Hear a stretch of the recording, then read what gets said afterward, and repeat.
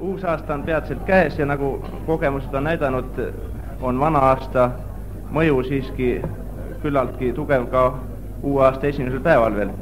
Mündipaari baarmen Dmitri Demjanov, kuidas oleks võimalik seda peavalu veidikene leevendada järgmisel päeval? No kui kodupaaris on veidike džinni ja apelsinimahlas, siis võib-olla see eelmise aasta mõju võib-olla natukene võib tasakaalukaks teha. Aga on ka midagi uusaasta jooki? Traditsiooniline uusaasta punš võiks keeta igas perekonnas 2 pudelist kuiva veinist, 1 liiter kanget teed, natukene nelki, 4 apelsini ja 2 sidruni.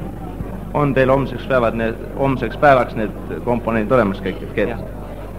Nii, aitäh, head vana aasta lõppu ja uut aastat teile! Aitäh!